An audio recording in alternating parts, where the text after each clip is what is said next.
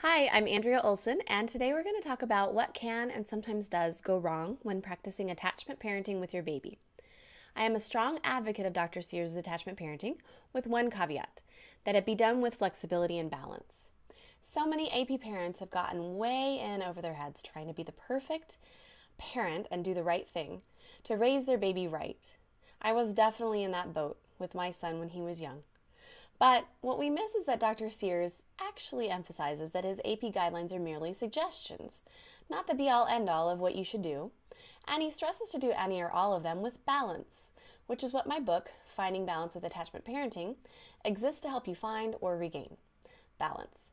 So, let's start by getting into what can and sometimes does go wrong with practicing AP without balance. Not everyone falls into these traps, but if they sound familiar or sound like something you'd like to avoid, then stay tuned for how to correct or prevent them. I'll prevent this by painting some pictures for you. Let's go ahead and look at what could happen in each area if you don't balance AP. Here we go. Number 1, sleep. No one gets enough sleep in the first months and years. Then when the parents are at a breaking point and desperately ready for their toddler to sleep all night on his own in his own bed, they are disappointed and frustrated that it didn't just automatically happen. And months, if not years, of bedtime struggles, many interrupted nights, and even more loss of sleep ensues. Sleep-deprived parents actually lack the brain power to function at a normal capacity, which is a very dangerous thing. And babies never learn how to sleep without assistance. And this extends through much of early childhood. Note, my book does not advocate cry-it-out methods of sleep training, so don't you worry your little head about that. Number 2, breastfeeding. Mama breastfeeds for way longer than she actually wanted to. She's ambivalent about breastfeeding, causing anxiety for the baby, who ironically begins demanding more nursing, furthering the negative association for both parties. Mama feels an inner and outer perceived pressure to continue breastfeeding, so baby is guaranteed good health and good attachment, and subconsciously so that mama is perceived as a good natural parent. When mama is at her wit's end or beyond, sometimes even becoming malnourished, she is uninformed as to how to wean, and the process is unguided and stressful, prolonging the suffering for them both. Number 3, baby wearing. Some parents suffer unbearable pain and trauma to their backs, shoulders, and hips just by forcing themselves to do the right thing and exclusively baby wear, which means never using a stroller. Number 4, baby trainers. Oh, the fear instilled by this one.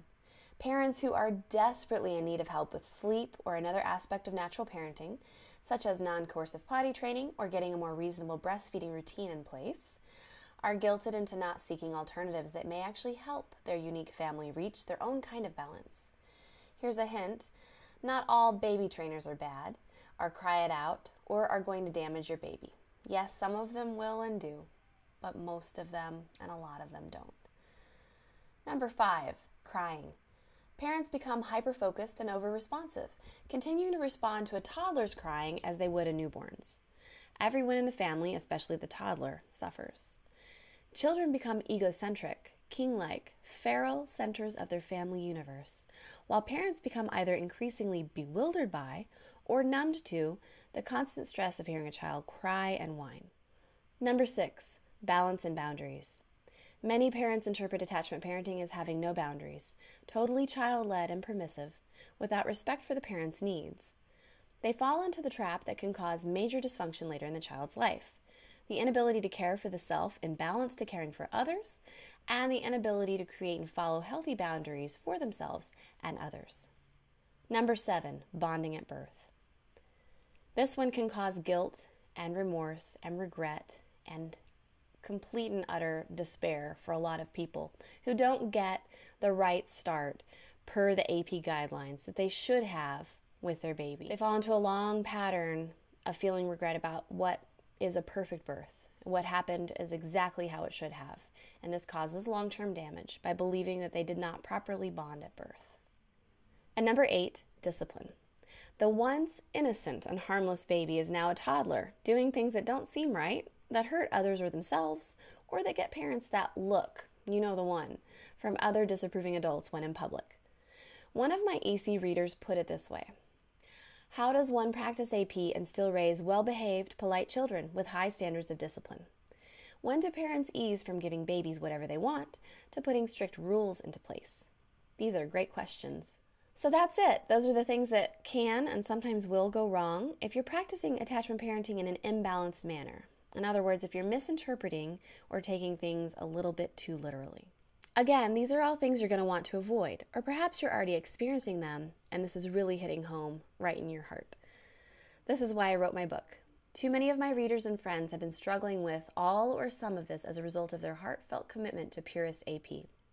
And I think you'll agree that it needs to change for everyone who isn't feeling right with it. Some people feel completely right with Purist AP and they do great with it. And then there's a whole bunch of other people who don't. So let's get you started back on the path of balance. Go to AndreaOlson.com/balance to grab your copy of Finding Balance with Attachment Parenting. I've made a digital book that is easy to read on any mobile device or computer, and even the Kindle. And I've made an audiobook that, for a few bucks more, you can get. It was professionally recorded with a busy, natural parent in mind.